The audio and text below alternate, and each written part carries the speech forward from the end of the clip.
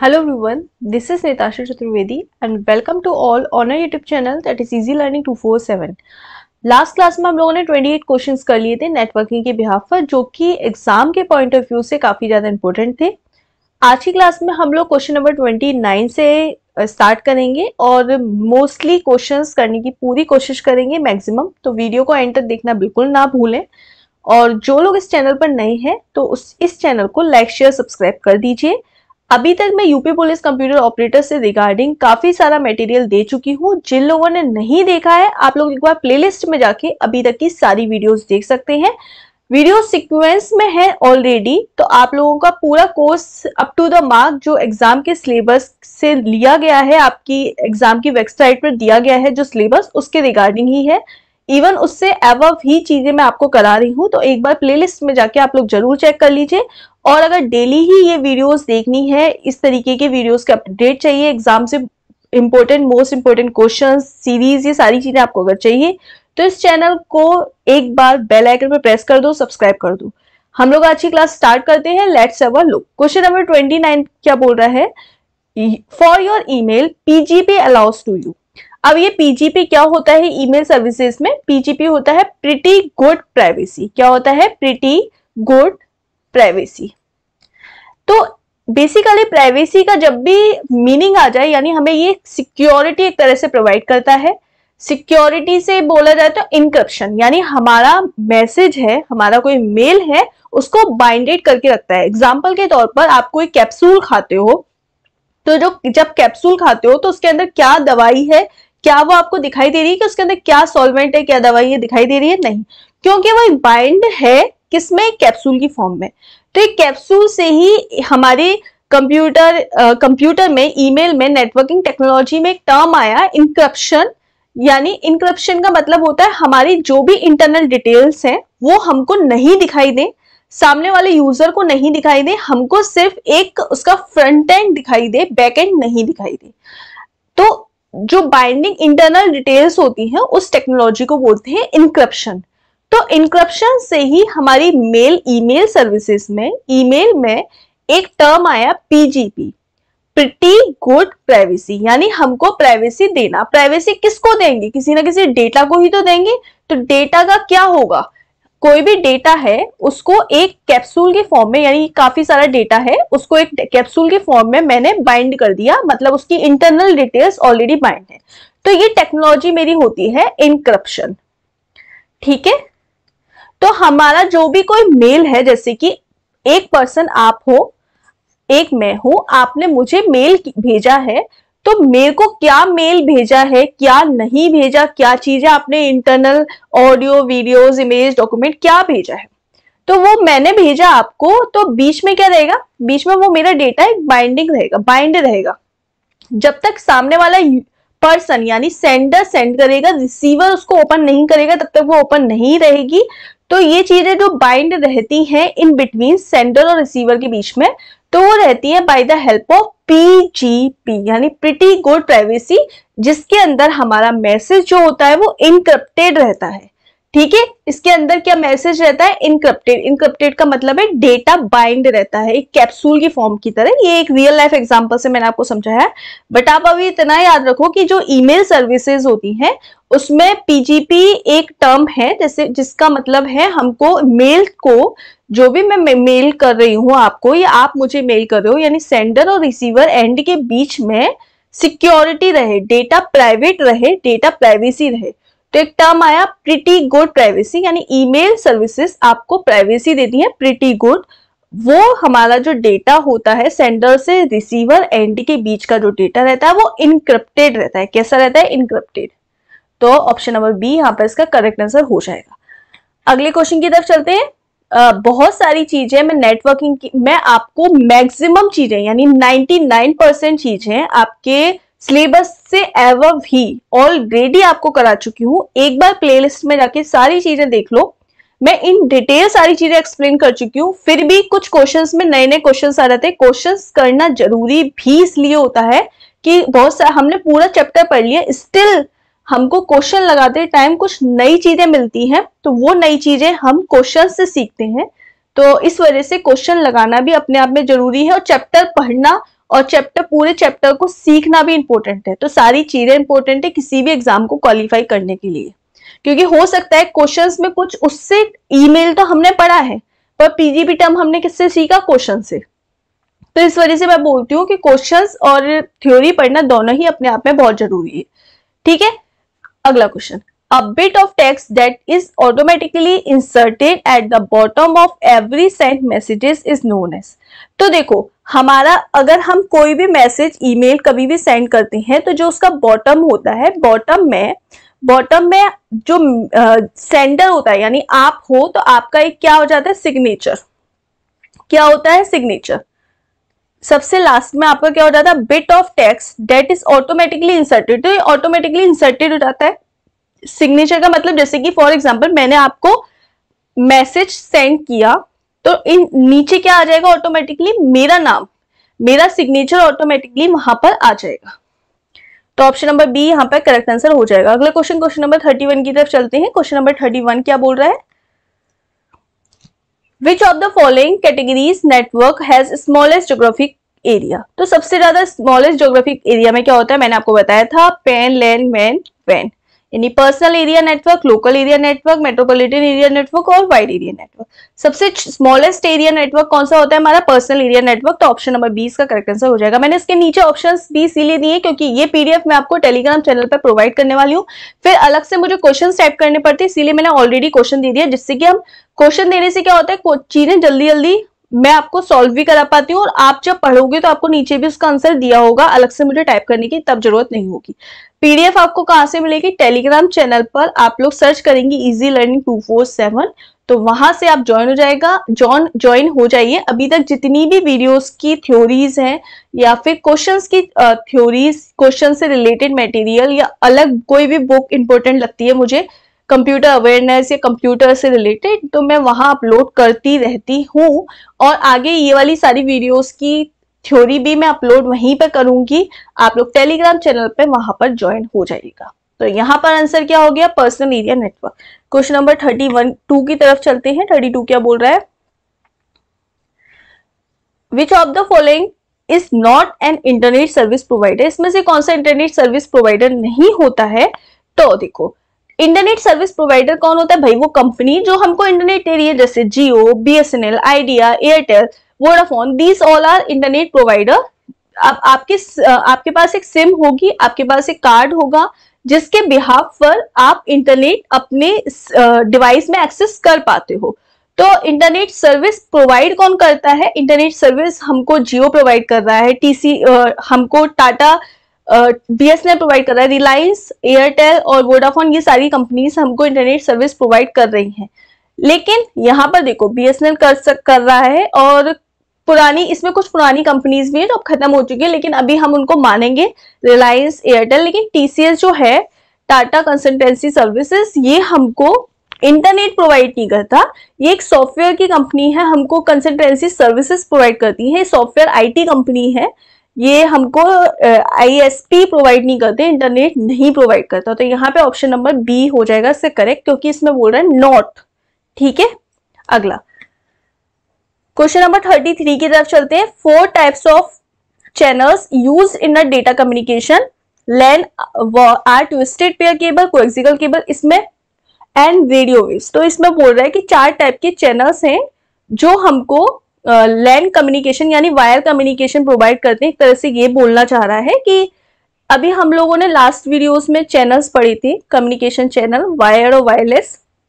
Wire में हम लोगों ने 4 तरीके के पढ़े थे, coaxial cable, twisted pair cable, radio waves, उसके अलावा फाइबर ऑप्टिक्स, ये सब हम लोगों ने अभी पढ़े थे। रेडियो वेव्स के अलावा हम लोगों ने पढ़ा था इंफ्रारेड वेव्स। लेकिन यहाँ पर जो ऑप्शंस हैं वो क्या क्या है वो देख लेते हैं। वाईफाई, ये सब हमने पढ़े थे कि हम लोग इंटरनेट को कनेक्शन किस तरीके से करते हैं। हम ट्विस्टेड पेयर केबल के बिहाफ पर करते हैं, हम कोएक्सियल केबल के द्वारा करते हैं, फाइबर ऑप्टिक्स के द्वारा करते हैं, रेडियो वेव, इंफ्रारेड वेव्स, उसके अलावा वाईफाई के थ्रू हम कनेक्शन करते हैं। लेकिन यहाँ पर ऑप्शन क्या आ रहा है, यहाँ पर आ रहा है आईएसडीएन केबल नहीं, पीएसडीएन केबल नहीं, एक्सरेज के थ्रू नहीं, यहाँ पर ऑप्शन है फाइबर ऑप्टिक्स। तो एक और ऑप्शन यहाँ पे मिला हमें, फाइबर ऑप्टिक्स। फाइबर ऑप्टिक्स के थ्रू हम लोग इंटरनेट को कनेक्शन करते हैं।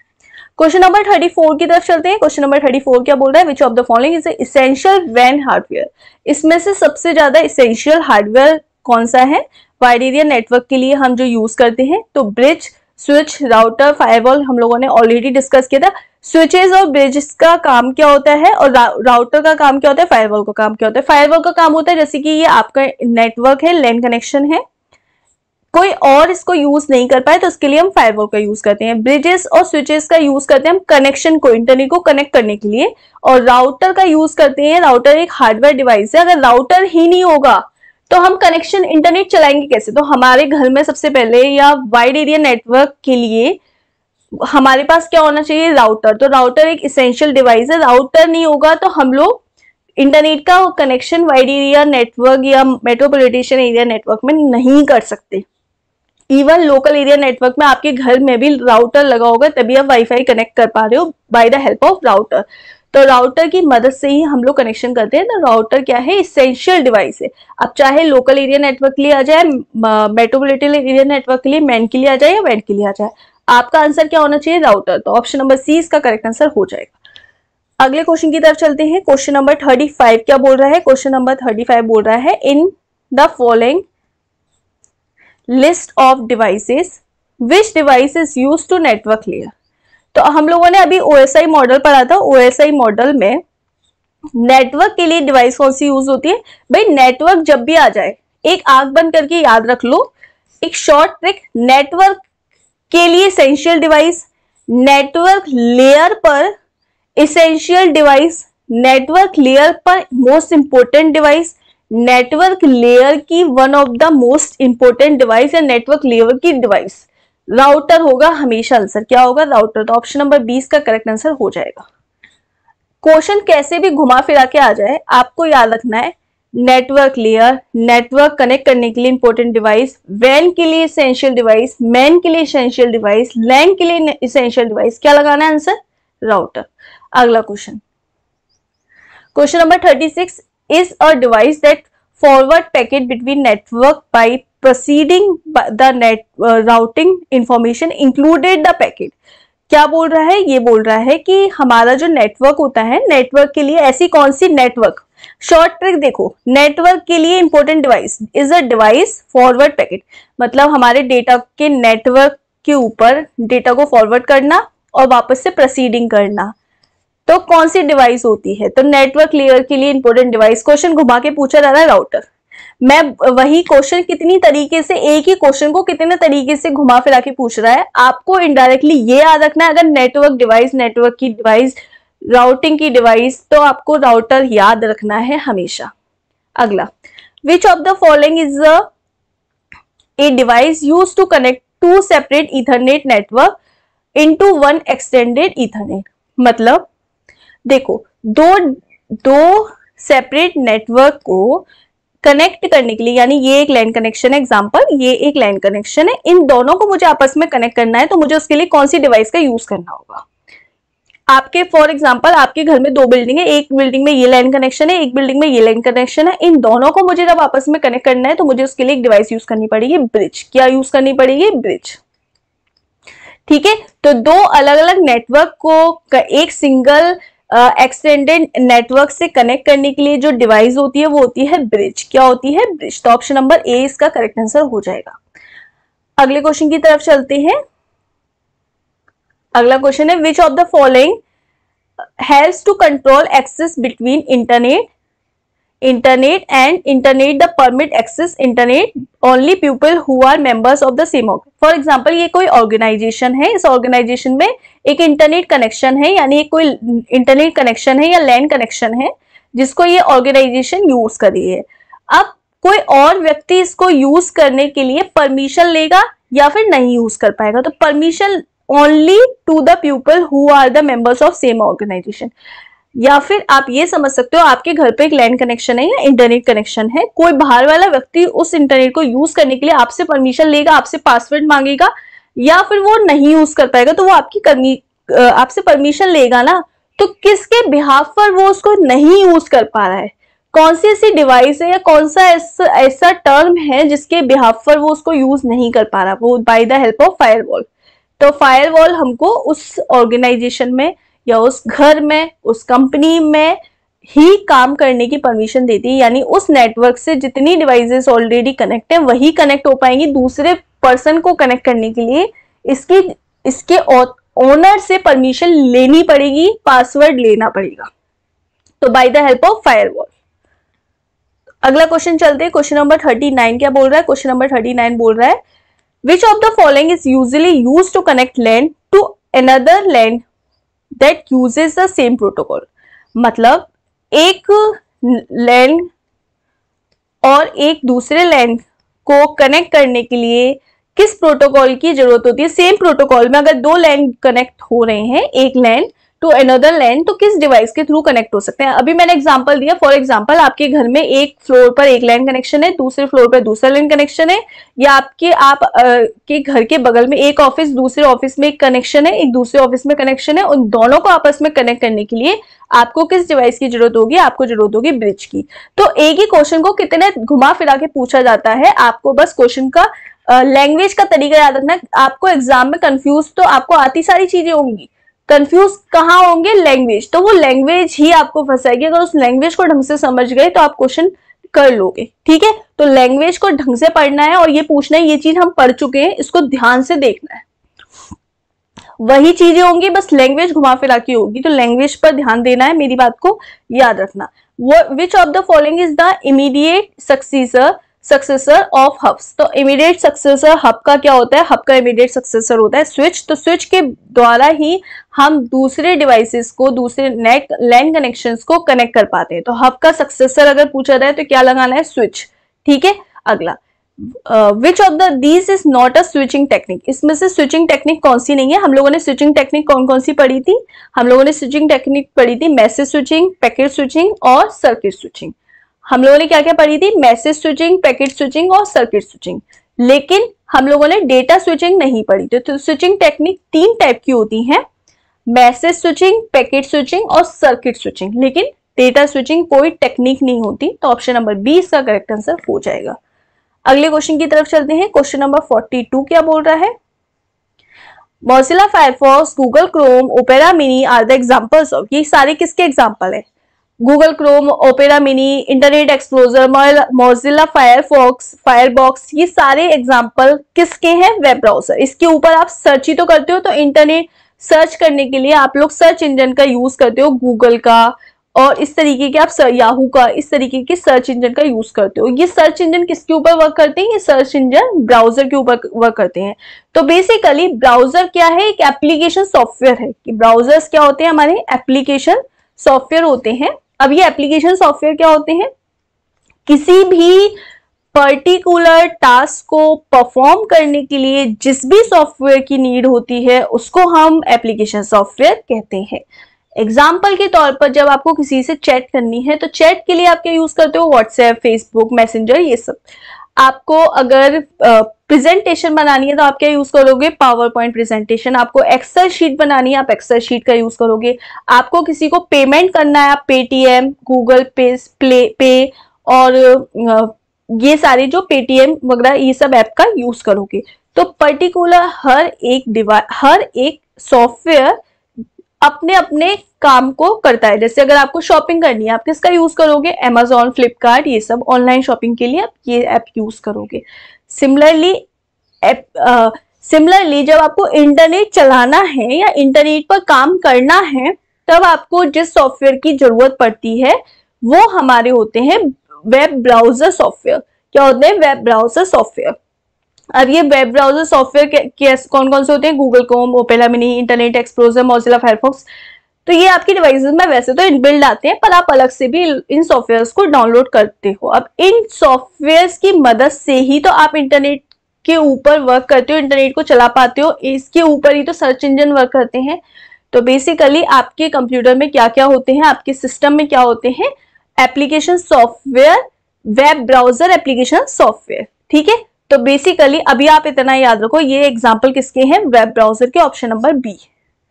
अगला क्वेश्चन नंबर 43, वर्किंग ऑफ वैन wide area network generally involves. Wide area network के लिए हम लोग मतलब इंटरनेट को कनेक्ट करने के लिए, वाइडली कनेक्ट करने के लिए हम लोग क्या यूज करते हैं, टेलीफोन लाइंस का यूज करते हैं, माइक्रोवेव्स का यूज करते हैं, सैटेलाइट का यूज करते हैं, तो सभी का यूज करते हैं, तो ऑल ऑफ दी अबव इसका सही आंसर हो जाएगा। अगला क्वेश्चन, क्वेश्चन नंबर 44 क्या बोल रहा है, एक second.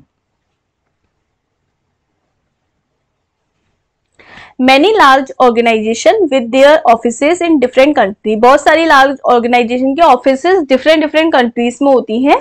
Of the world connect their computers through telecommunication satellite, तो उनके कंप्यूटर, जैसे फॉर एग्जांपल एक कंपनी है, उसका एक ऑफिस इंडिया में है, एक अमेरिका में है, एक चाइना में है, ठीक है, एक ब्रिटेन में है, ठीक है, बहुत सारी अलग अलग कंपनीज में है, सपोज नीदरलैंड में है, तो एक कंपनी के बहुत सारे ऑफिस डिफरेंट कंट्रीज में है।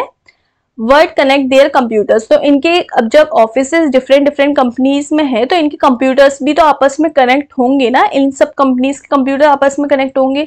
तो ये जो कंप्यूटर्स आपस में कनेक्ट हैं ये टेली कम्युनिकेशन सैटेलाइट्स के थ्रू कनेक्ट हैं एंड टेलीफोन्स लाइंस के थ्रू। तो इन कंपनीज के जो कंप्यूटर कनेक्ट हैं वो सैटेलाइट्स और टेलीफोन लाइंस के जरिए कनेक्ट हैं। सच अ कम्युनिकेशन नेटवर्क, तो ऐसे नेटवर्क को हम क्या कहते हैं, ऐसे नेटवर्क को हम वाइड एरिया नेटवर्क कहते हैं। क्या कहते हैं, वाइड एरिया नेटवर्क। तो वाइड एरिया नेटवर्क जहां पे हम पूरे वर्ल्ड को, कॉन्टिनेंट को, डिफरेंट कंट्रीज को जब आपस में कनेक्ट करते हैं तो हमारे पास क्या होता है, वाइड एरिया नेटवर्क, जिसके बेस पर हम कनेक्ट कर पाते हैं। तो वाइड एरिया नेटवर्क।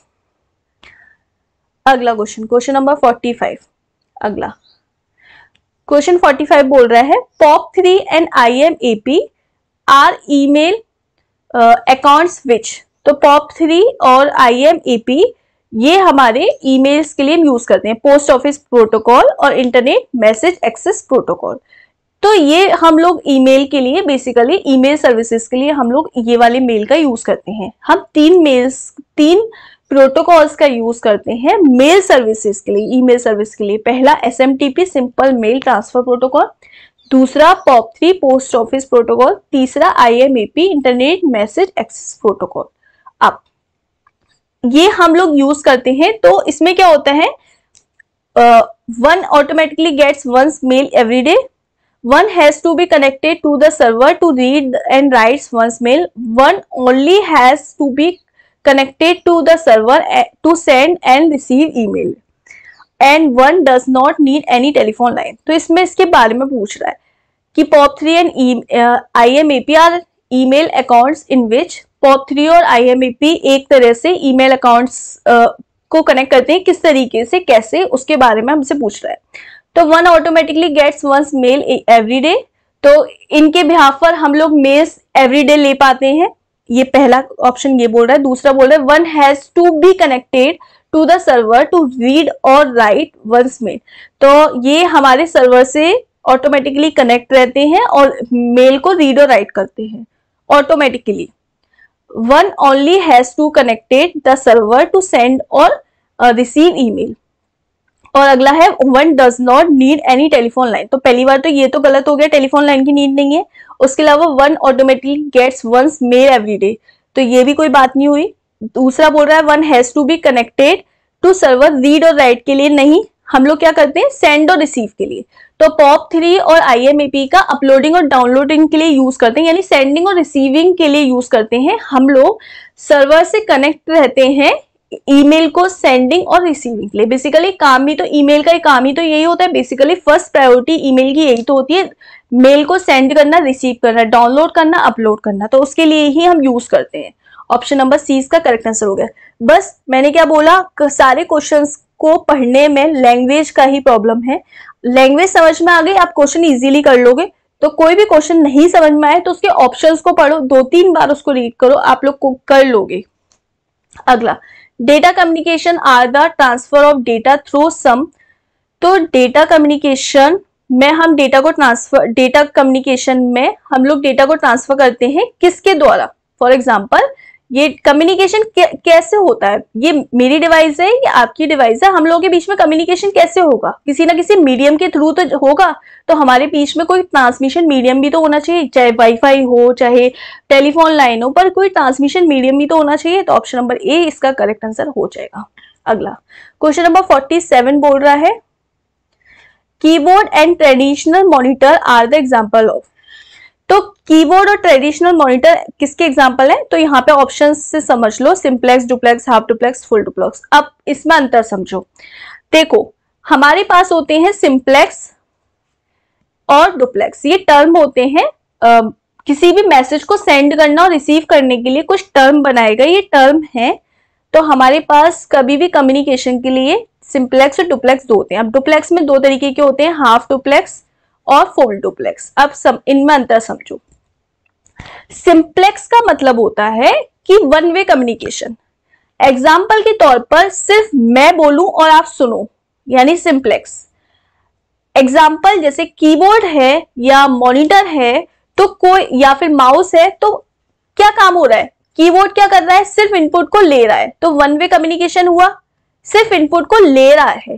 ठीक है, आपको कीबोर्ड से कुछ आउटपुट तो नहीं मिल रहा ना, तो वन वे कम्युनिकेशन हुआ। मॉनिटर क्या कर रहा है? सिर्फ हमें आउटपुट दे रहा है।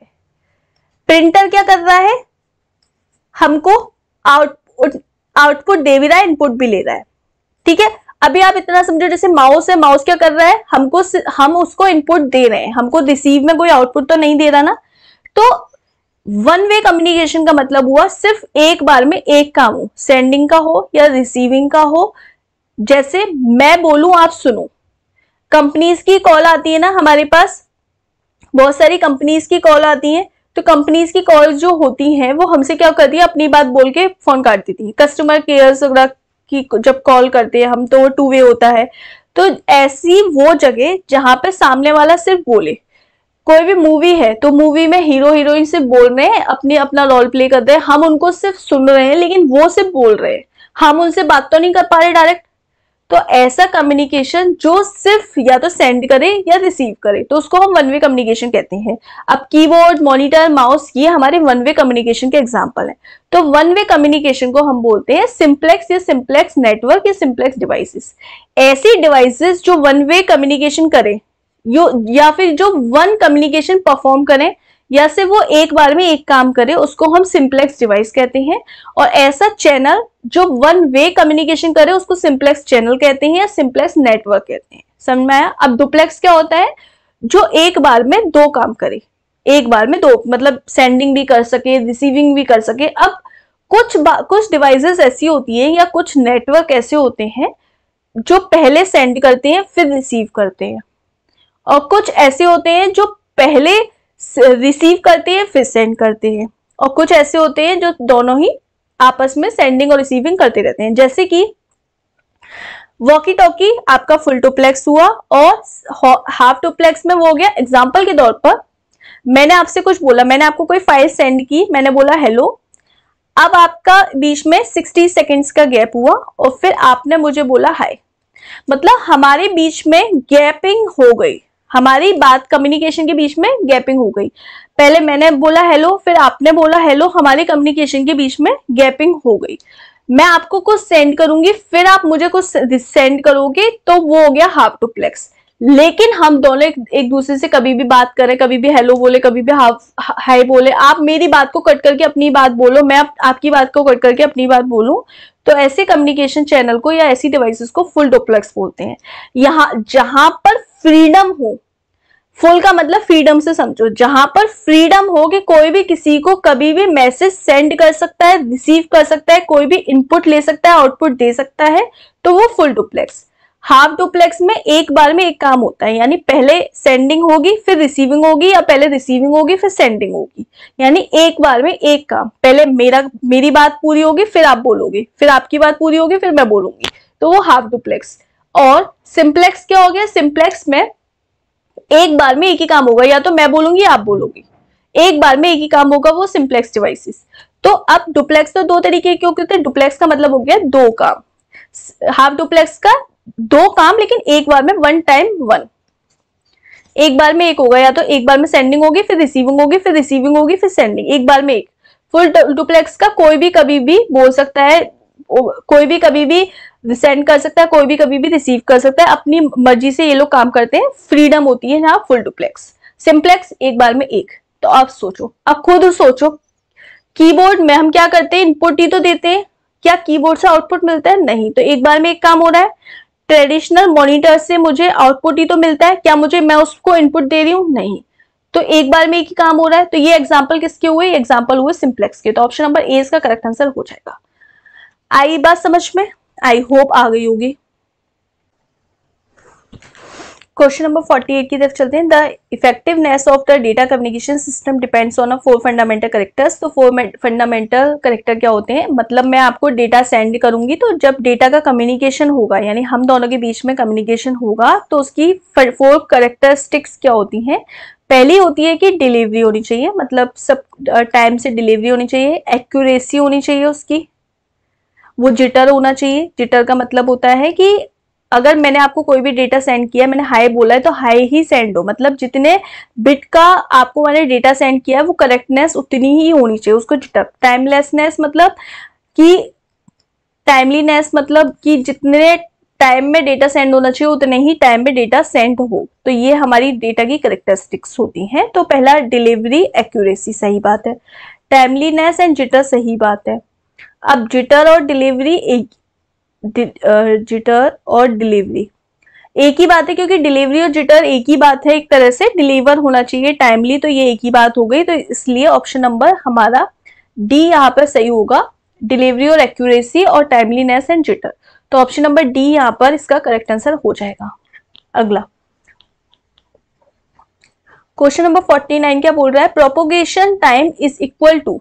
तो प्रोपोगेशन टाइम क्या होता है? प्रोपोगेशन टाइम होता है डिस्टेंस अपॉन प्रोपोगेशन स्पीड। मतलब बेसिकली अगर हम टाइम का फॉर्मूला निकालते हैं तो क्या हो जाता है? Distance upon speed. अगर प्रोपोगेशन स्पीड की बात की जाए, कोई भी प्रोपोगेशन स्पीड मतलब डेटा सेंड हो रहा है, तो प्रोपोगेशन स्पीड बराबर होता है distance upon time. Propagation distance upon propagation time. तो यहीं से हमारा फॉर्मूला निकला, propagation time is equal to propagation distance upon speed. अगर हम नॉर्मल भी इस टाइम का फॉर्मूला निकालते हैं स्पीड और डिस्टेंस के फॉर्म में, तो वो डिस्टेंस अपॉन स्पीड हो जाता है। स्पीड बराबर होता है डिस्टेंस अपॉन टाइम। तो अगर अपोजिट कर देंगे तो यहां से ये इसका फॉर्मूला निकल आएगा। पीरियड क्या होता है? ये सब क्या बोल रहा है कि हमारा जब डेटा सेंड होता है तो डेटा सेंड करने के लिए रेट क्या होती है? तो पीरियड जो होता है डेटा सेंडिंग का, वो किसके इनवर्स होता है? फ्रीक्वेंसी। तो फ्रीक्वेंसी का, वैसे भी फ्रीक्वेंसी का फॉर्मूला बोला जाता है, तो फ्रीक्वेंसी का फॉर्मूला होता है 1 अपॉन टाइम पीरियड। तो मतलब हमारे टाइम पीरियड का इनवर्स ही फ्रीक्वेंसी होती है। तो बस यही अपोजिट पूछा गया है। अगला क्वेश्चन नंबर 51 क्या बोल रहा है?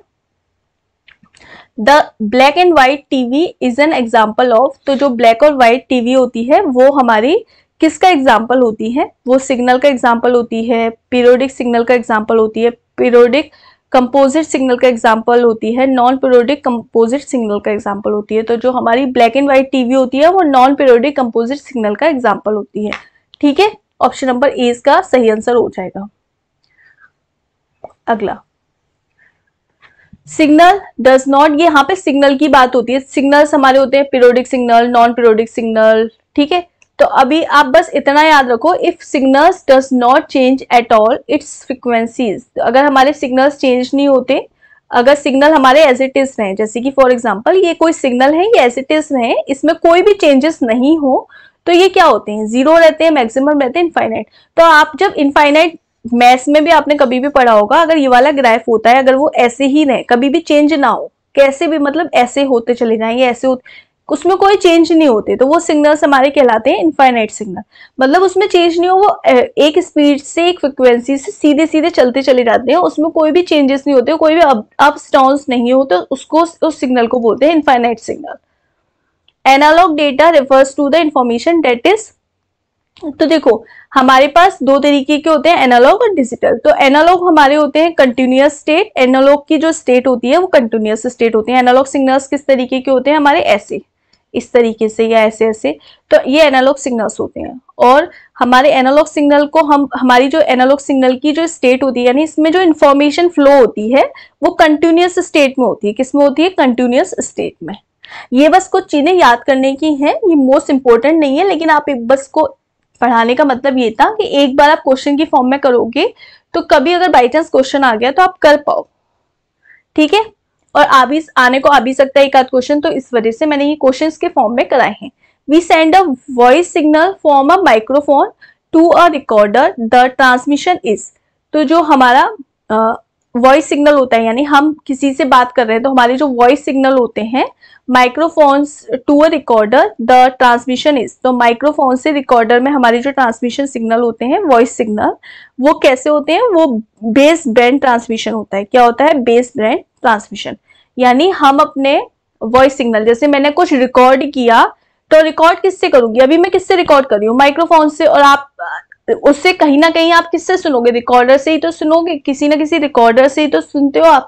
तो वो जो हमारे ट्रांसमिशन होगा माइक्रोफोन से रिकॉर्डर के बीच में, वो होता है बेस बैंड ट्रांसमिशन। क्या होता है? Base band transmission.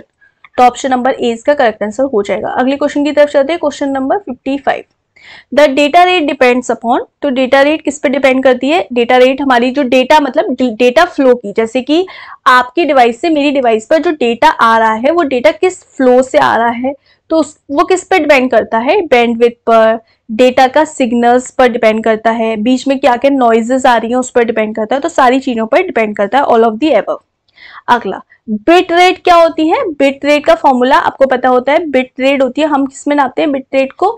बिट पर सेकंड होता है ना, तो बिट्स रेट क्या होती है? Bits per second. Option number B. अगला question number 57। Digital data refers to the information that is. तो अब देखो, अभी हम लोगों ने एनालॉग सिग्नल का पढ़ा, तो एनालॉग सिग्नल इस तरीके के हमारे एनालॉग सिग्नल पे हमारा जो डेटा होता है वो किस फॉर्म में होता है? वो होता है कंटिन्यूअस फॉर्म में। और डिजिटल सिग्नल पे हमारा डेटा जो होता है, डिजिटल डेटा जो होता है वो हमारा क्या होता है? डिस्क्रीट फॉर्म में।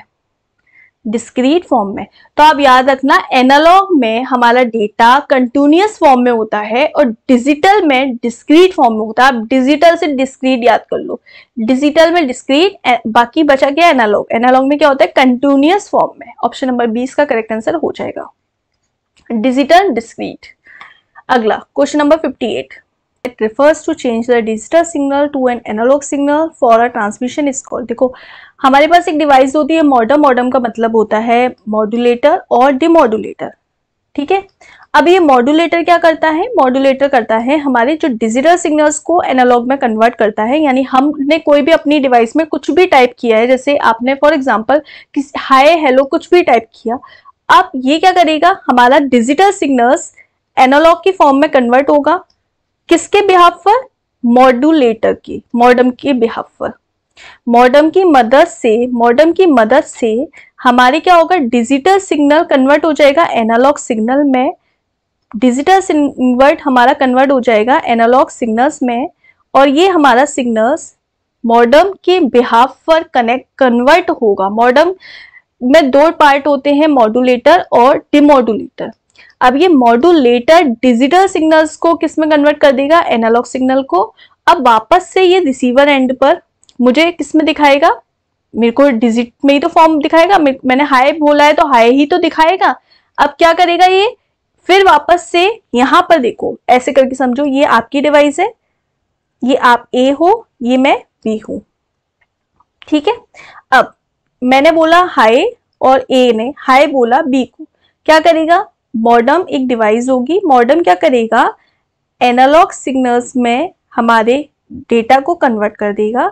एनालॉग सिग्नल में हमारे क्या करेगा? डेटा को कन्वर्ट कर देगा, इस हाई को कन्वर्ट कर देगा। ठीक है, एनालॉग सिग्नल में कन्वर्ट किसको किया? डिजिटल सिग्नल को।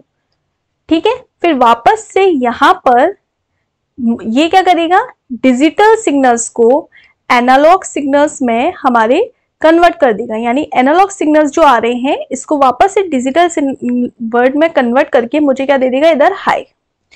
यानी मॉडम मॉड्यूलेटर और डिमॉड्यूलेटर का काम करता है। मॉड्यूलेटर हमारे सिस्टम में हमने कुछ भी टाइप किया वो डिजिटल फॉर्म में ही तो टाइप किया, वो डिजिटल सिग्नल्स को एनालॉग सिग्नल में कन्वर्ट कर देगा और एनालॉग सिग्नल्स को वापस से डिजिटल में कन्वर्ट करके रिसीवर एंड पर दे देगा।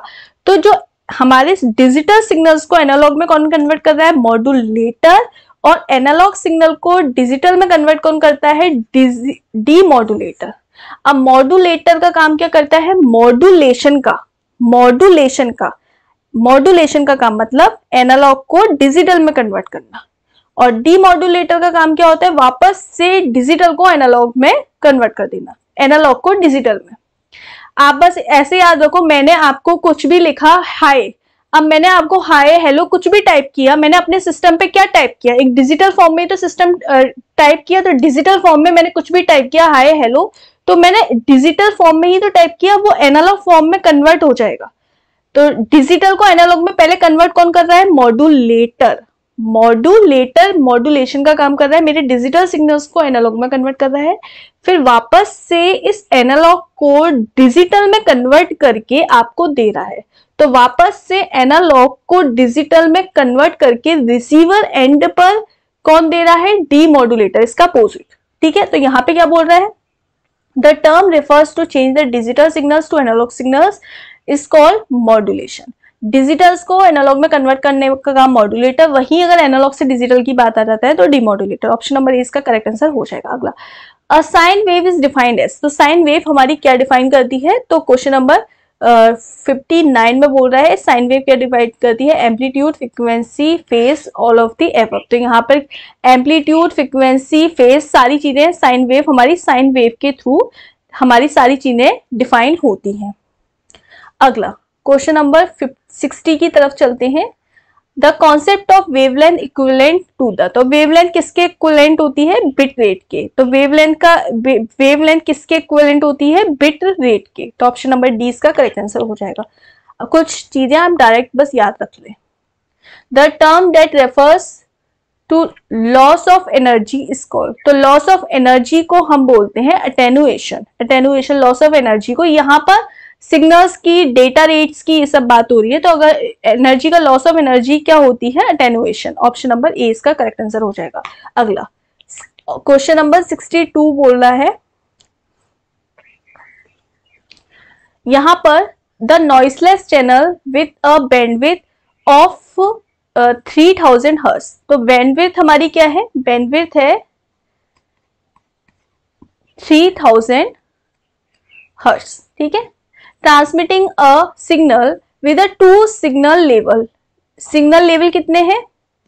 सिग्नल लेवल है हमारे 2 maximum. The maximum bit rate would be, तो इसमें बोल रहा है बिट रेट क्या होगी मैक्सिमम। तो आप याद रखना बिट रेट क्या होता है? बिट रेट होता है जो भी हमारी बैंडविड्थ होती है, तो बैंडविड्थ में हमारे जितने भी सिग्नल के लेवल होते हैं, जैसे कि अगर एक सिग्नल का लेवल है तो जो मेरी बिट रेट आएगी वो आ जाएगी, एक सिग्नल का लेवल क्या है? तो यहाँ पे देखो, bit rate is equal to number of signal into bandwidth, ऐसे याद रखो। तो यहां पर नंबर ऑफ सिग्नल कितने हैं? नंबर ऑफ सिग्नल है 2 और बैंडविड्थ कितनी है? 3000। तो कितना हो जाएगा? 2 इंटू 3000 6000। और बैंडविड्थ मेरी किस में निकलती है? बिट पर सेकेंड में। अगर यहाँ पे नंबर ऑफ सिग्नल 1 होते तो बिट रेट कितनी हो जाती? 3000। नंबर ऑफ सिग्नल 3 होते तो बिट रेट कितनी हो जाती? 9000। तो ऐसे हम निकालते हैं। ऑप्शन नंबर 20 का करेक्ट आंसर हो जाएगा। अगला question, question number 63।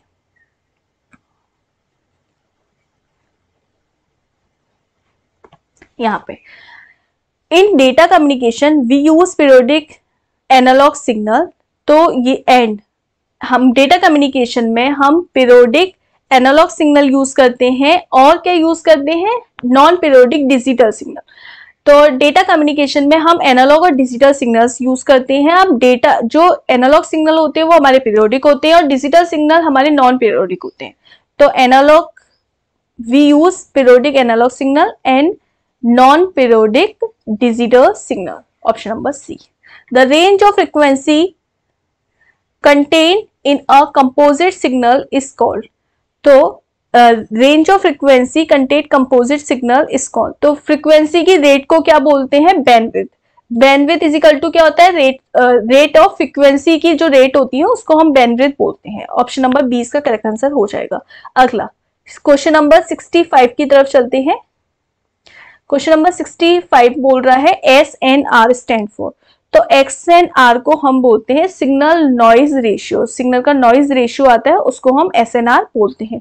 Option number सी इसका करेक्ट आंसर हो जाएगा। क्वेश्चन नंबर 66 की तरफ चलते हैं। The parameter that refers to the signal level are on one side of a time axis either above or below। तो जो पैरामीटर होता है सिग्नल के लेवल का वो वन साइडेड टाइम एक्सिस से वन साइडेड होता है, या तो उसके ऊपर या नीचे। तो ऐसे पैरामीटर को हम क्या बोलते हैं, ऐसे पैरामीटर को हम बोलते हैं यूनिपोलर। क्या बोलते हैं, यूनिपोलर, यानी टाइम एक्सिस से या तो ऊपर होगा या नीचे होगा, तो ऐसे पैरामीटर्स को हम बोलते हैं unipolar. Option number A. Question number 67 की तरफ चलते हैं। In a synchronous transmission we sends bits one after to another without, तो बोल रहा है कि हमारा ट्रांसमिशन होता है सिंक्रोनस और एसिंक्रोनस। अब सिंक्रोनस और एसिंक्रोनस ट्रांसमिशन में क्या अंतर है, तो जो सिंक्रोनस ट्रांसमिशन होता है उसमें हम स्टार्टिंग और स्टॉप बिट नहीं देते। मतलब फॉर एग्जांपल मैंने आपको एक मैसेज सेंड किया, मैंने बोला 1010 इस तरीके का, ठीक है। अब ये मेरा मैसेज 4 बिट का है। तो सिंक्रोनस में मुझे स्टार्टिंग और एंड की कोई भी बिट लगाने की जरूरत नहीं होती है, लेकिन एसिंक्रोनस ट्रांसमिशन में मुझे यहाँ पे स्टार्टिंग और स्टॉप की कोई एक बिट लगाने की जरूरत होती है। तो सिंक्रोनस और एसिंक्रोनस में ये फर्क होता है। तो सिंक्रोनस जो हमारा ट्रांसमिशन होता है, यहाँ पे हम डिजिटल इलेक्ट्रॉनिक्स में ये सारी चीजें, जब मैं आपको डिजिटल इलेक्ट्रॉनिक्स पढ़ाऊंगी, इससे नेटवर्किंग के नेक्स्ट ही पढ़ाऊंगी, तो वहां पर ये सारी चीजें ज्यादा अच्छे से आपको क्लियर होंगी। बस अभी आप इतना समझ लो, क्योंकि यहाँ पे कुछ question networking plus digital electronics के मिक्स हो चुके हैं। तो आप बस इतना समझो अभी कि जो हमारे ट्रांसमिशन होते हैं वो 2 तरीके के होते हैं, सिंक्रोनस और एसिंक्रोनस। सिंक्रोनस में हमारा जो डेटा सेंड होता है वो जैसे जितनी बिट्स हैं, जैसे कि यहाँ पे 3 बिट है, ठीक है, ये 3 बिट का कोई डेटा है, तो मुझे स्टार्टिंग और एंड में कुछ लगाने की जरूरत नहीं है, ऐसे as it is data send हो जाता है। और जो एसिंक्रोनस का हमारा एसिंक्रोनस का ट्रांसमिशन होता है, वहां पर स्टार्टिंग, स्टॉप और गैप बिट लगाने की आवश्यकता होती है। तो यहाँ पर बोल रहा है in a synchronous transmission we send bits one after the another without, हम एक के बाद एक बिट सेंड करते हैं। मतलब जैसा हमारा डेटा, अगर मैंने हाई बोला है तो हाई सेंड करना है, मुझे आगे पीछे बीच में कुछ लगाने की जरूरत नहीं है। तो ऐसे ही मेरा कोई भी डेटा है, फॉर एग्जाम्पल 101010 इस तरीके का कोई भी डेटा है मेरा, तो वो as it is bit by bit send होगा। मुझे उसमें without starting bit, ending bit और गैप बिट लगाने की कोई आवश्यकता नहीं है। तो यहाँ पे ऑल ऑफ दी एबव सही होगा, क्योंकि विदाउट बोल रहा है, ठीक है। ऑप्शन नंबर डी इसका करेक्ट आंसर हो जाएगा। क्वेश्चन नंबर 68 की तरफ चलते हैं। The transmission that is used without the timing signal is called, तो जिसमें हमें ये बोल रहा है ऐसे transmission that is used without the timing signal is called, मतलब जिसमें हमें टाइमिंग सिग्नल को लगाने की, टाइमिंग सिग्नल के बिना जो चलता है, मतलब उसमें एक्स्ट्रा बिट लगाने की जरूरत होती है। अभी मैंने बताया था जिसमें हमें स्टार्टिंग स्टॉप की जरूरत होती है, जो टाइमिंग सिग्नल के बिना चलते हैं, जिसमें वॉच की नीड हमें नहीं होती है, तो ऐसे सिस्टम को हम एसिंक्रोनस कहते हैं। ऑप्शन नंबर बी यहाँ पे सही हो जाएगा। अगला, bound rate is the number of, bound rate को क्या बोलते हैं, सिग्नल्स एलिमेंट पर सेकेंड। बाउंड स्टेट का जो नंबर होता है, बस आप ऐसे याद रख लो, मैं ये सारी चीजें डिजिटल इलेक्ट्रॉनिक्स में आपको इन क्लियर कराऊंगी। बस बाउंड रेट क्या होती है, signals elements per second. Option number A. अगला क्वेश्चन नंबर 70 बोल रहा है bandwidth is the proportional to a, तो बैंडविड्थ किसके प्रोपोर्शनल होती है, बाउंड रेट की। बैंडविड्थ किसके प्रोपोर्शनल होती है, बाउंड रेट की, तो ऑप्शन नंबर ए। अगला क्वेश्चन नंबर 71 बोल रहा है transmission media is directly controlled by, तो ट्रांसमिशन मीडिया हमारी किसके थ्रू कंट्रोल होती है, फिजिकल लेयर के थ्रू। तो आज की क्लास में हम 70 क्वेश्चंस तक ही रखते हैं। आगे के क्वेश्चन हम नेक्स्ट क्लास में करेंगे। अभी तक ऑलरेडी आपका यूपी पुलिस कंप्यूटर ऑपरेटर से रिलेटेड काफी सारा मटेरियल हो चुका है, आप लोग प्लेलिस्ट में जाके देख सकते हैं। और नेक्स्ट डे बाय डे ये सारी चीजें आपकी इंक्रीज होंगी। एग्जाम से पहले मैं सारी चीजें आपको, सारा सिलेबस, आपकी topic wise classes, questions, most important question, previous year paper सब कुछ करा दूंगी। सो अगर आपको क्लास अच्छी लगी है और आपको एफर्ट्स अच्छे लगे हैं तो इस चैनल को लाइक करें और वीडियो को सब्सक्राइब करें इस चैनल को, और बेल आइकन पर प्रेस करें जिससे आपको लेटेस्ट अपडेट मिलते रहें। मिलते हैं नेक्स्ट क्लास में, तब तक के लिए goodbye and have a nice day.